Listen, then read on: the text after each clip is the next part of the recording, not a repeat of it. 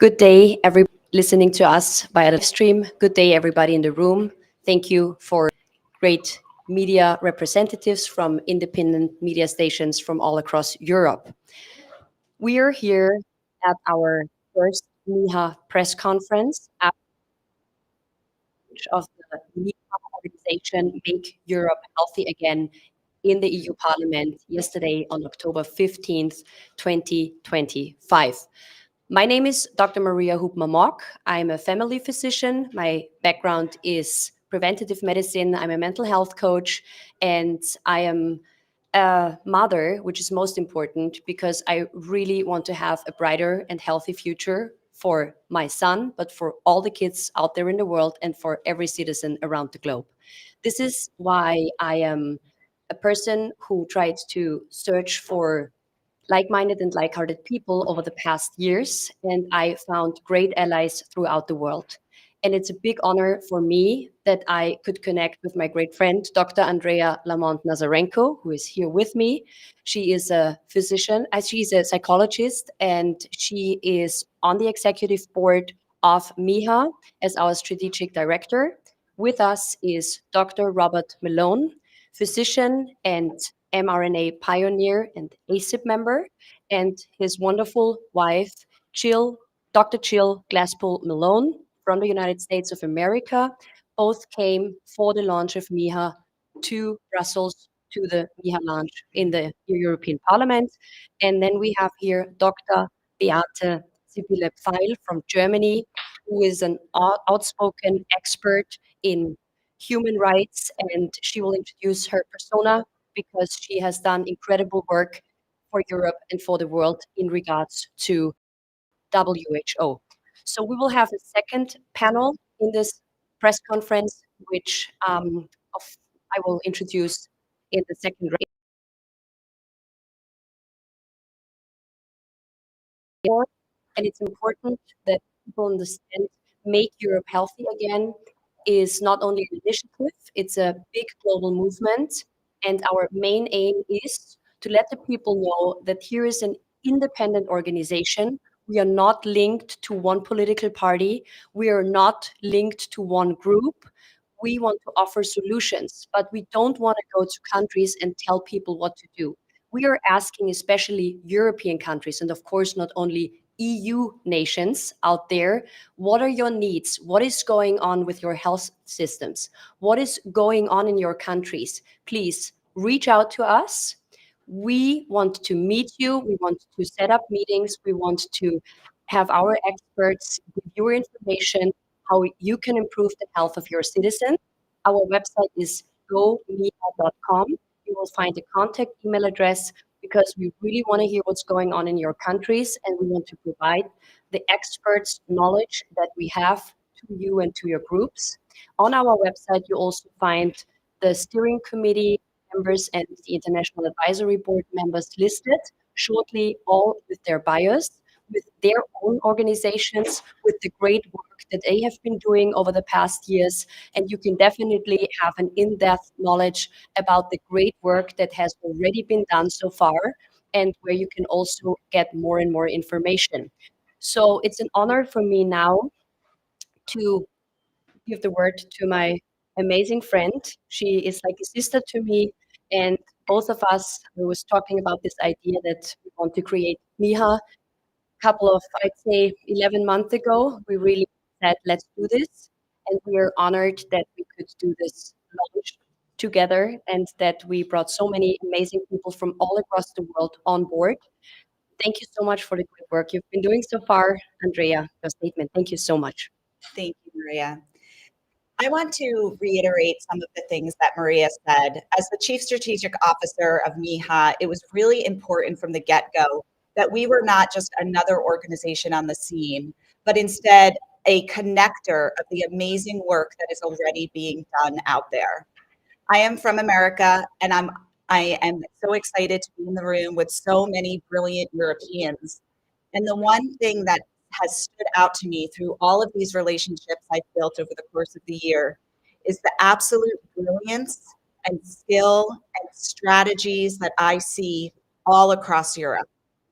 There is so much beauty across all of the different nations. And the missing link is the connection and the infrastructure to take a resistance movement and make it a movement and make it a it is time that our beliefs, our way of life, our sovereignty and health and way of seeing the world, our perceptions become mainstream. The only reason they're not mainstream is because many have been conditioned to believe that what we believe is fringe. But it's not fringe. It's the most basic essence of humanity: love, health, sovereignty. And so, what MEHA is about at the end of the day is an infrastructure, a connectivity for all of the amazing work that is already occurring across Europe so that we can take what's happening and bring it to the next level. A really important aspect of MEHA is that it marks a trajectory switch in how we have been doing what we're doing. Up until this point, we have been fighting. We have been fighting globalists. We have been fighting governmental overreach. We've been fighting corruption and confiscation of our elected governments by unelected bureaucrats. We have been fighting, fighting, fighting, and we are exhausted because we don't create a better tomorrow by fighting yesterday. We create a better tomorrow by owning it and saying, this is the moment that we define the future. The thing about Europe, which is different from most of the world, and something that I'm very envious over, is your unique culture. You have culture, you have tradition, you have ancient wisdom that can be shared with the rest of the world. This is why the globalists want to make you all the same. This is why we want one world and one health. They want to make it all the same because when you're the same, you no longer have the wisdom that teaches you what you've always known. MEHA is not about creating the new. It's about remembering what you have always known, how to grow your own food, how to cook your traditional meals in ways that don't require industrialized food systems, how to love your family and raise your children in ways that help social, emotional, mental development, how to create communities that are safe and loving and have thriving economies, how to care about the earth and steward your way into the future. Europe have the answer, and every single European nation is different. And that's the beauty of it, is why I am so excited that you have all invited me as a partner in this project, because I have so much to learn from you all. The world is looking upon Europe to say, can we remember with you? Because when we remember the traditions that make us us, the globalists no longer have power over us. We don't need to fight them anymore because we have what they will never have: the memory of a happy world. Thank you.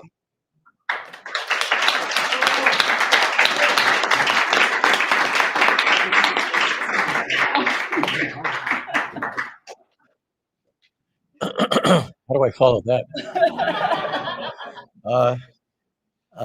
That was an amazing series of statements. So I'm going to take a more modest position.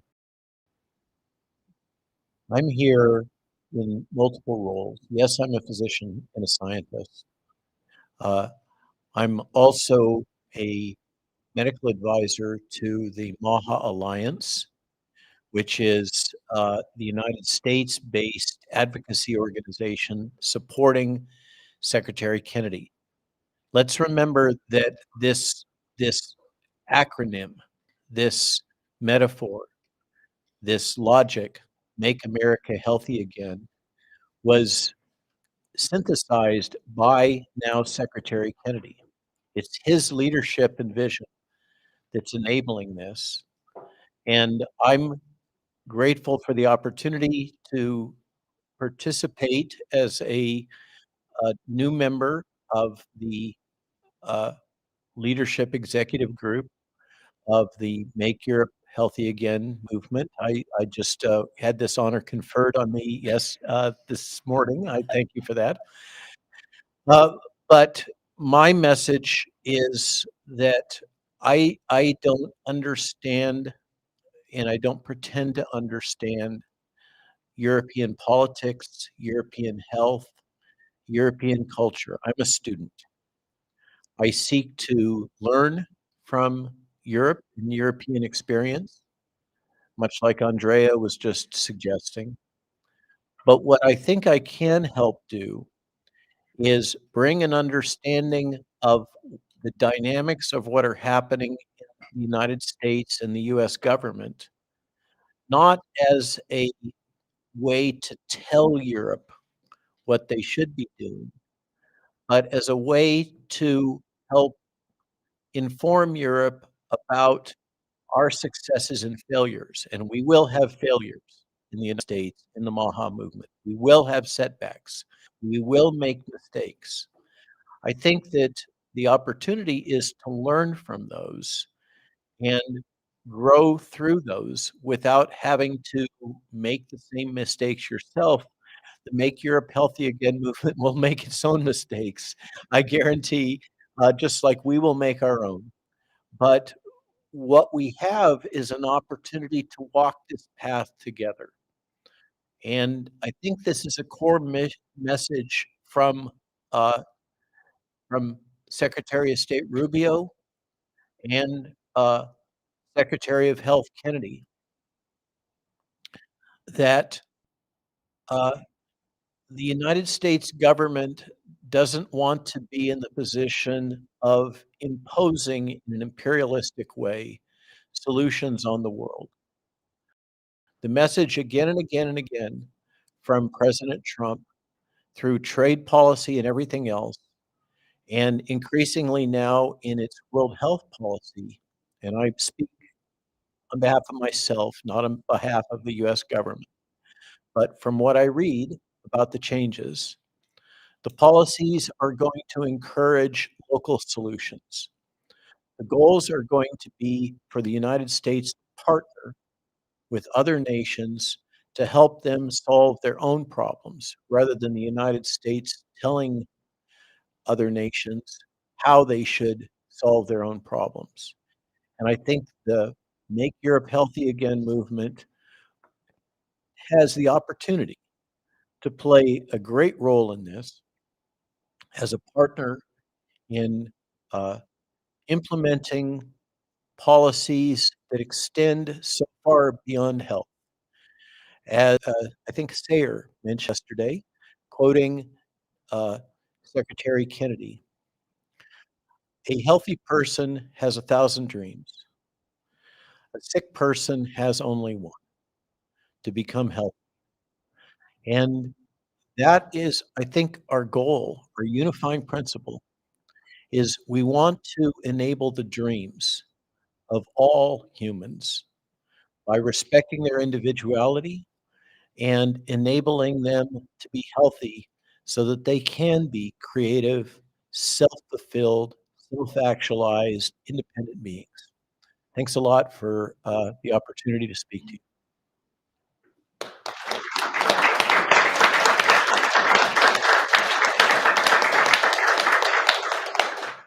You two are such amazing speakers. It's hard to follow up. My name is Jill Malone. My background is in public policy, biotech. I spent most of my career working on clinical trials development. I also recently wrote the book Iowa with my partner, Dr. Robert Malone. We've been together for 50 years. I am both a British and American citizen. We're really here today to answer the question, what is health? This is what MEHA is about. The Make Europe Healthy Again movement recognizes national sovereignty and subsidiarity, that the health and wellness of people is intrinsically tied to the health of a nation, that healthy nations start with healthy people, that each nation is unique, traditions matter, which is why every person deserves access to clean food, whole foods, and unprocessed foods, foods that are contaminated by food additives. Children are our future and we must protect and nurture their health. The parents are best suited to do this for their own children, not governments. This is why it is important that unbiased research results should be made available to the people. But at the end of the day, people should have the right to decide for themselves what is right for themselves and for their families. We believe that no one should have medical mandates, products, or procedures forced upon themselves or their children, that this is a fundamental human right. That governments or NGOs using politicized public health to control people is not okay. That people should have the right to choose what treatments are correct for themselves and their families. These fundamental rights of everyone, which means that the doctor-patient relationship is sacrosanct and must be respected by public health officials and governments. Science is always evolving and changing. There is not just one solution to good health, and unbiased research is critical to making good decisions. I believe that the MEHA movement can really help make these things possible. Thank you.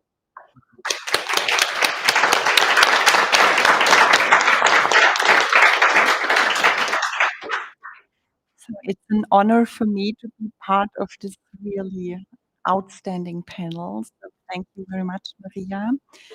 I'm an independent legal researcher. My original field of work was the question of traditional national monarchies, but I was pushed out of this field by the German government in a way.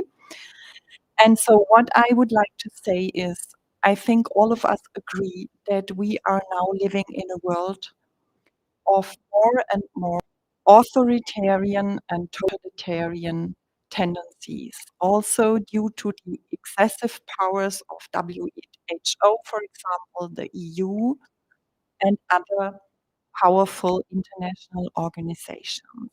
These developments, of course, also touch upon the freedom of speech, the freedom of science, and we are faced with really um, increasing phenomena of state or international propaganda and manipulation. So all these freedoms are now being under attack.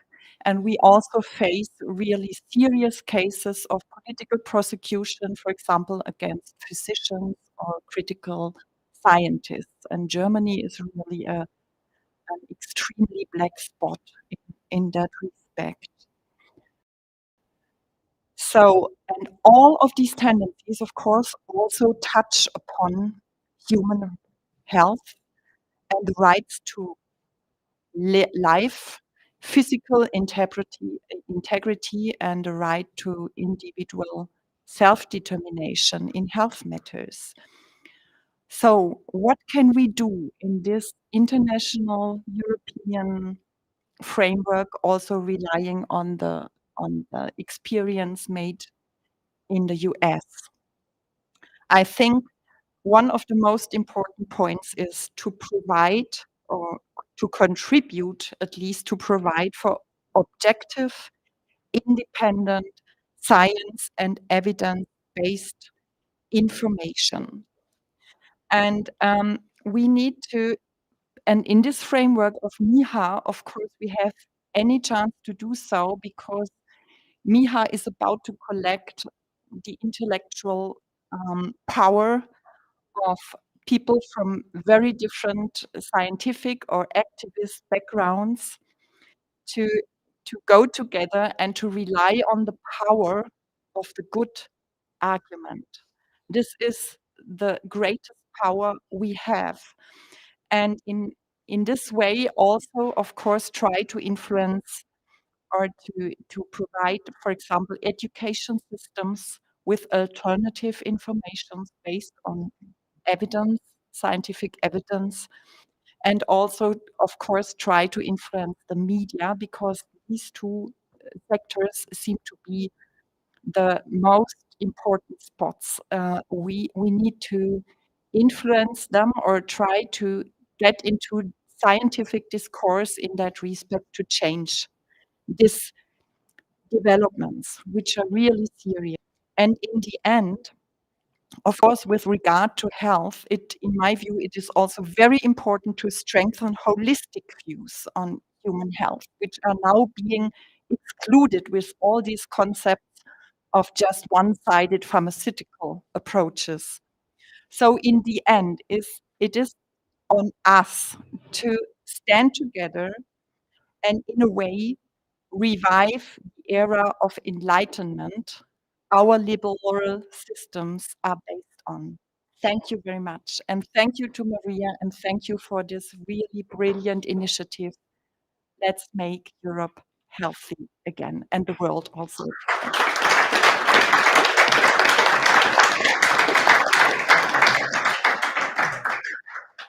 So thank you for the speakers of the first part of this press conference, and I may ask you to get seated and ask our next speakers to come here to the podium. Next speaker is Dr. Asim Malhotra. Please take a seat next to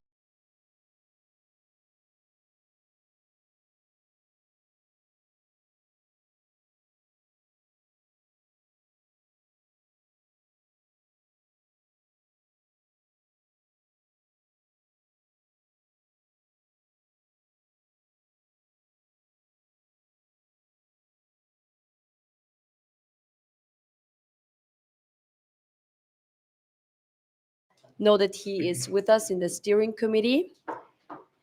Dan Estin Gregory, and thank you so much, Dan Estin Gregory, also for providing the live stream of this press conference today. I couldn't be happier because this morning we had a big meeting with doctors, lawyers, health freedom movement activists, with parents, concerned citizens. We invited so many people in, and to hear from what is going on in Hungary, for example, that there is a really strict situation in regards to all vaccinations in Hungary. We could learn about that. We could hear what are the problems they're facing right now in regards to public health, for example, in Spain or in Italy. We heard from young people, 22-year-old, amazing young people who take a stand for the freedom of speech against digital ID, etc. And it's the young people that we definitely want to invite, because today we also founded a youth committee for MEHA, and in the youth committee will be Montgomery Toms and also Lucas Winkler, one from UK, one from Austria.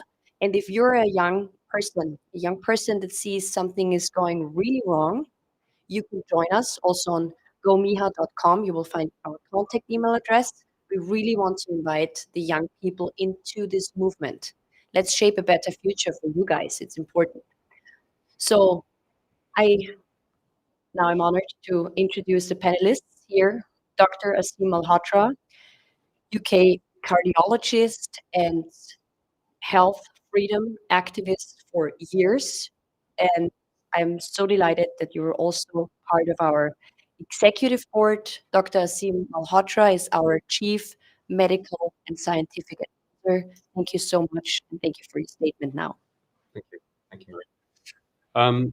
So I'm going to share with you over the next few minutes some facts, some experiences I've had, and also try and get people thinking of a concept of what is really at the very root of the problem. You know, and I think about this very rationally, that unless you understand the very root cause of the issue or the problem, any solutions we offer moving forward are going to be flawed. So what I didn't mention yesterday, and many of you may not know this, but I've had an extensive history going back 10 to 15 years at least in being involved in health policy, both in the UK and internationally. I was somebody that got very heavily involved in exposing the harms of excess sugar when, at the time when I came out, all of the research was being well publicized. I was called a quack. You know, who's this guy saying sugar is bad for you? And now look where things have evolved to, right? So I was the lead campaigner behind the sugary drinks tax in the UK. I helped, and probably the lead campaigner to ensure that low carb diets were now part of a potential management plan for type 2 diabetes. I I stopped the overprescription of statins to millions of people over the age of 50 by campaigning and getting doctors involved to saying this should not be the default option, that doctors should be paid to give everybody over 50 statins. I more recently campaigned with lots of other people, but played a key role in overturning vaccine mandates for healthcare workers. So I do have that history, and I've worked in health policy, and I've worked with people at the very top. A lot of people here, a lot of people in the grassroots who don't necessarily have access to. And that also can create distrust and even fuel alternative theories that there's some plan, there's some kind of agenda that they want to deliberately, let's say, depopulate or whatever else. And I found that could be true, but in my experience, that doesn't seem to be the case. So what's really going on here? Well, in 2017, I interviewed Marcia Angel for an article I was writing for The Guardian. If people don't know who Marcia Angel is, she was the former editor of the highest impact medical journal in the world, the New England Journal of Medicine. And the article I wrote was called Finance, you can look it up, Finance Trumps Patients. Poor research and ill-informed doctors are basically harming healthcare. That was 2017. And I'll never forget one of the lines she said to me. She said, Asim, the greatest battle we have in healthcare is one of truth versus money. So as obviously the pandemic raged on, and I was then involved in a very different situation, of course, being a very strong advocate to get the mRNA vaccine stopped. I was learning more and more and trying to get much more deep into the understanding of the problem, but also how do we get to this state of, as I said yesterday in my talk, optimal health, which I think at the root primarily has to start psychologically. Okay, we start mentally, and then everything else flows from there. And within that, there are several components that are important for good mental health, which are the basics, okay, that a lot of people don't have. A lot of us here probably are struggling with, to some degree, some of these, right? So it's about safety, security, and sustenance. This is from birth onwards, like feeling safe, secure, okay? These are things like having enough money to know that you can feed yourself and your children, right? Not having that stress. It's about self-efficacy and self-esteem, feeling that you are valued in what you do. It's about interconnectedness. It's about autonomy and authenticity. When you do not feel safe to speak, that is oppressive on the mind and on the population, and that is damaging to health. And we've seen all of that play out. So moving on from that, one of the things that I think we haven't learned very well throughout history is understanding when we have had huge population upheavals, oppressive regimes, et cetera, the root of the problem, which has changed in terms of the people that are propagating it, in my view, and just bear with me with this, because this is quite interesting in terms of my journey as a allopathic doctor, is that Western medicine is rooted in colonial thinking. And what does that mean? It means that the current model of medicine, which we of course I talked about yesterday, which is horrifically bad in many ways in terms of over-medicating people, lack of informed consent, survives on the mindset that this is the solution moving forward by deliberately suppressing other alternatives such as ancient healing arts of the East. And for me in my journey, part of that was when I come to discover that heart disease can be reversed. I go to India and meet this cardiologist that's not using any pharmacological treatment and actually genuinely reversing heart disease by helping people change their mindset. So that mindset, I think all of us have to start moving forward. There are two issues, I would say. If you were to take away 2 points from my conversation now with you as a population that we have to think about and get ahead of, is that because of the way the system is, the control by these corporate entities, okay, of information, is we are increasingly losing access to the truth and our capacity for empathy, right? That is crucial and key because we are up against it, right? We are the movement that is trying to change and take down this corporate tyrannical system. And we are also vulnerable to losing empathy for the people that we are fighting. But we're not fighting the people. We are all part of this together. Okay?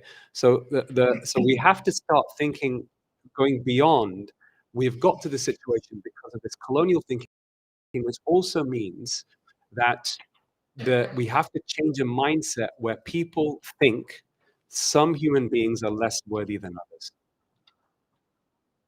And that is at the heart of part of why we have this oligarchy, the World Economic Forum, all these people who ideologically, because they've got to these positions of power, also they think they know better than we do what's best for us. And they genuinely believe that. So we have to go into those conversations. Doesn't mean we're not assertive, doesn't mean we can't stand up, but it means a non-violent way of resistance, because that's the most sustainable way forward. So I just want to finish on that note. You all know, you know what we need to do, but we have to, they go, and it's going to happen. We're going to have pushback, right? When they go low, we stay high.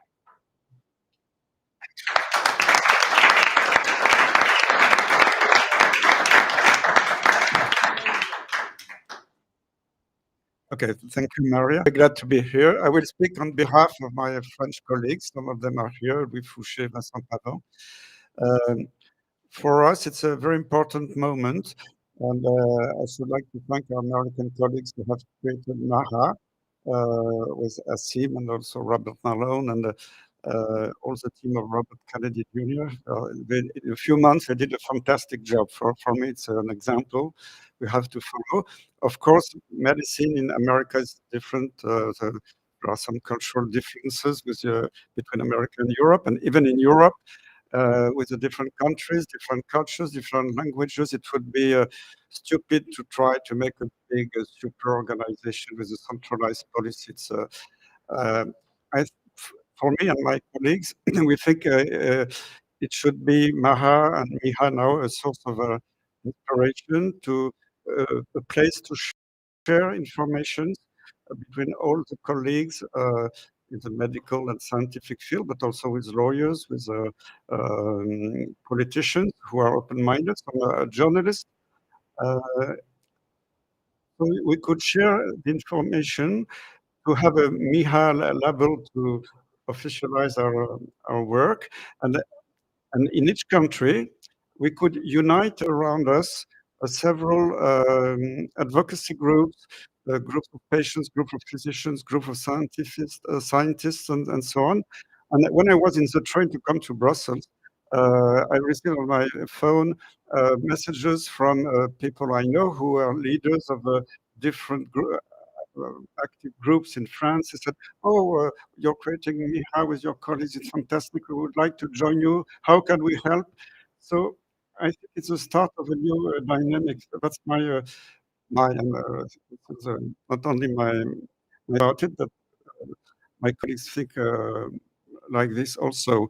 So we should be there to share our information, to share with the others our objectives, our results. And I think one of the important things should be to meet at some regular intervals, for each representative of each country, think what we obtain, what are our results, what are our good experiences, also our bad experiences, because in Europe, everything is under control of politics, and we cannot, as a physician, just make a revolution about health. But if we are united and we share all this information worldwide, I think we will be much more powerful. So that's my vision. And thank you, Asim, and all your colleagues to have inspired us.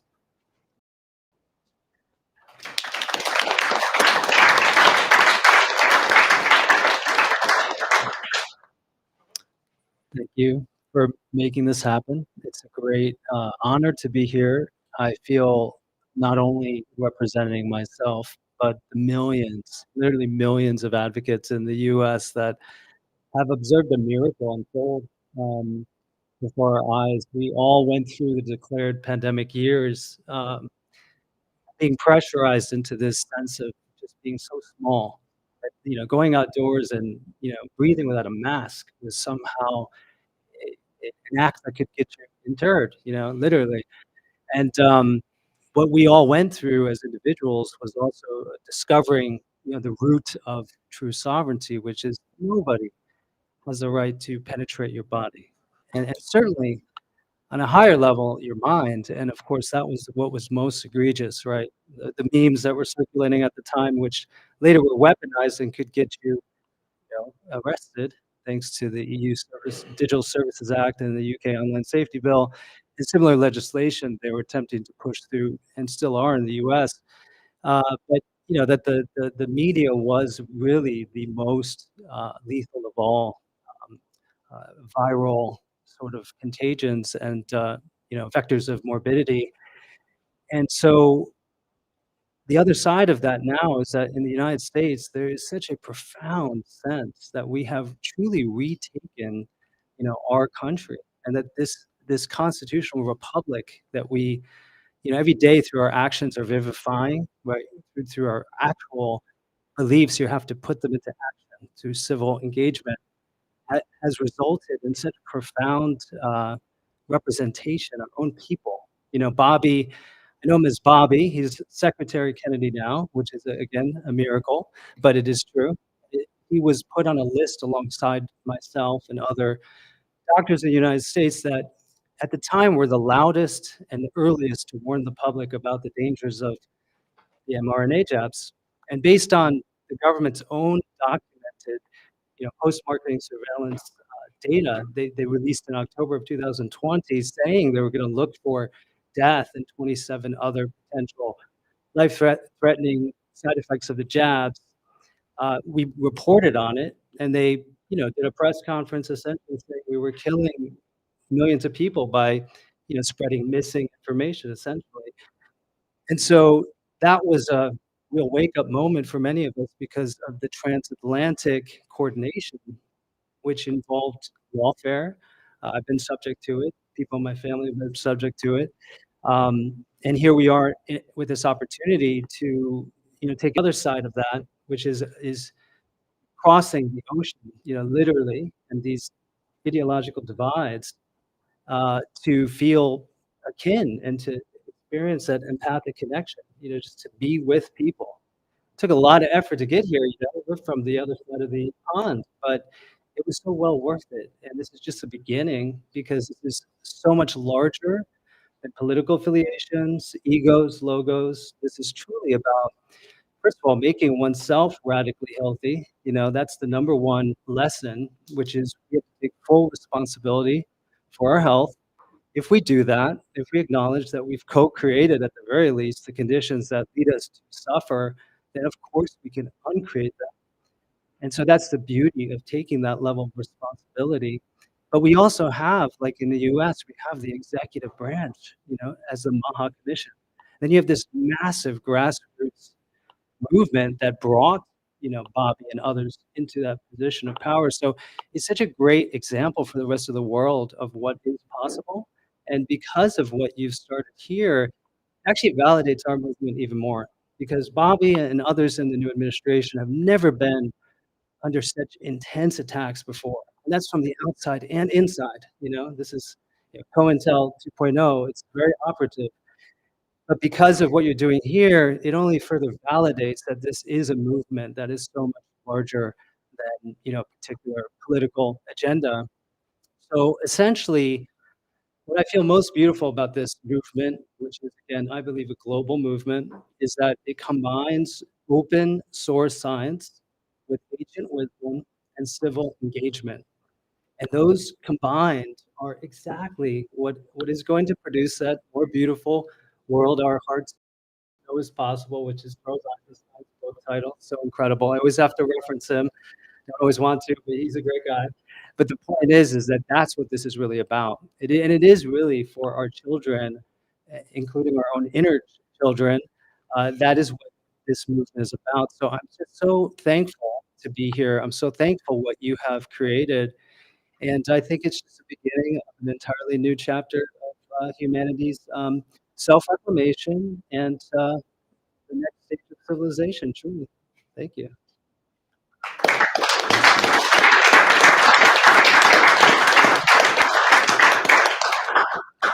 Thank you, everyone. So much wisdom to follow.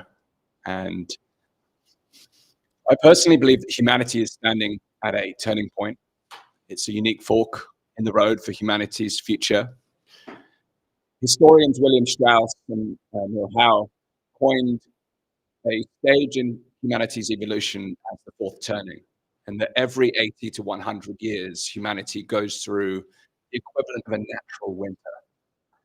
And in the winter, as you imagine, is a great clearing of the old to make way for the new. And in this civilizational winter, we see typical patterns of collapsing trust in institutions. We see disorder, fragmentation. We see loss of trust in one another and ourselves. But we also see the seeds of renewal and what comes tomorrow. And like nature, what follows winter follows spring. And if you think about make Europe healthy again, even in that title, there's a presupposition that we have lost something. And it is true that we have lost a lot of our ancient wisdom that has been spoken about today. But if you look to nature, nature does clear the soil for new seeds to emerge, but it doesn't clear everything. But we risk at this stage of our human evolution right now losing some of the fundamental freedoms that we have long fought hard to gain. So to me, health is more than just a human condition. It is a reflection of the culture in which we survive or thrive. And at this point in history, we not only need to look within ourselves to find great health, but we have to look outside of ourselves to look at how we can contribute to the growth of culture. Because just like the soil where the seed grows, if the soil is unhealthy, then the plant that emerges from it will also struggle or become unhealthy. So good health to me is about, yes, taking personal responsibility. Freedom to me is about being freedom from constraint and coercion. And constraint and coercion are late stage symptoms of a winter turning. But with freedom comes great responsibility. And I believe one of the things that we have most let go of is our own sense of autonomy and responsibility. And there's an old adage that politics is downstream from culture and you get the politicians that you deserve. In many cases, I think that is true. So if we really want things to change and we want Europe to be healthy again, the world to be healthy again, first we must look in the mirror because health begins at home. But it also begins the moment we step out of our front door and we intersect with the rest of society and the world around us. And the more we can become living embodiment of what health means for the future and future generations, then we can become role models. So to me, making Europe healthy again is about restoring what has been lost. It's about protecting what is being lost now. But it's also having the courage to see beyond this winter chapter and into spring, because spring always follows winter. And with spring comes great opportunity for renewal for organizations like MEHA and MEHA and others that will follow to dare to imagine a brighter future and to inspire people to walk towards that brighter future with human dignity in our hearts. Because what's really been lost is our connection to the human spirit and to the natural world around us and to ancient wisdom. The more that we can restore that connection to history, rooted in the present, with a vision for tomorrow, then together we can truly emerge in a healthier world. Thank you.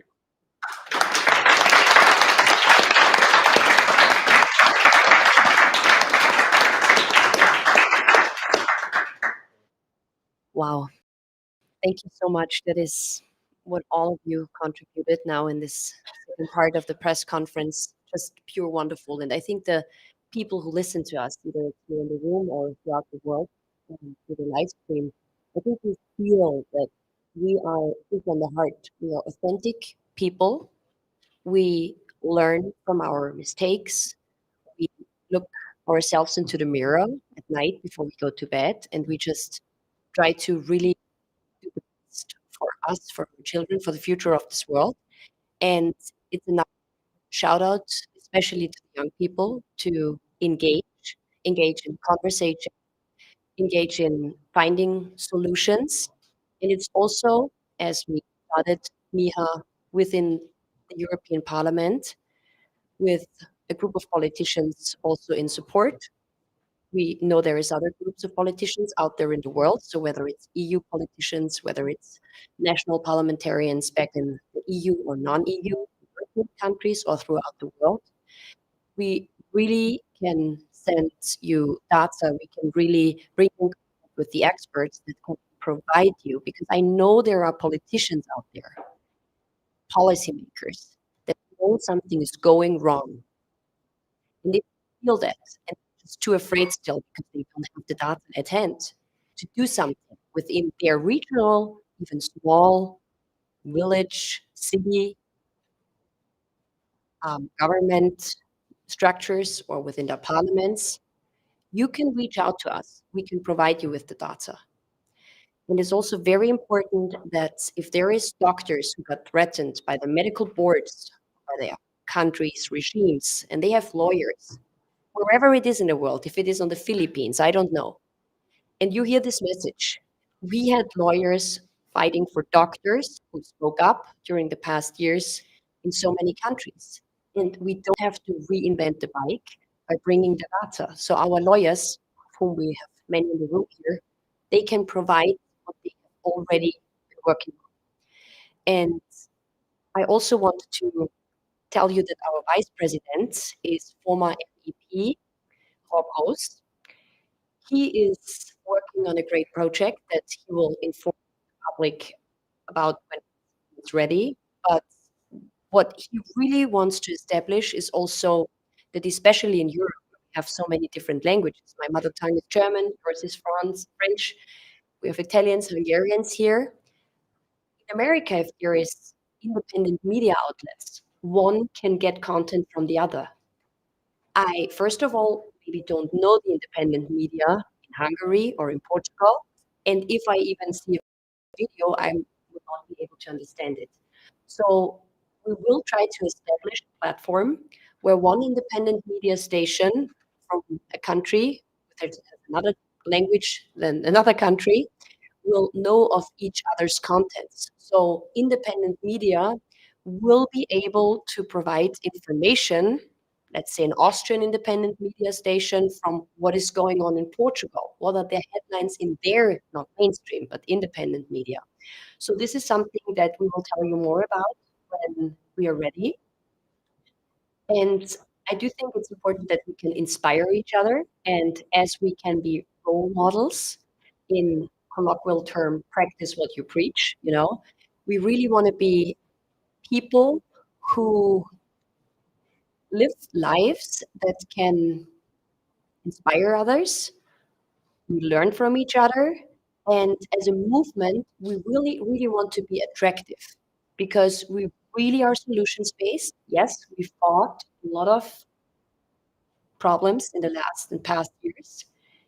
And as we heard before from Andrea, it's not that we fight back, fight back, fight back. It's we create new. And I know that the people out there who listen to what we all shared today and yesterday, they will get the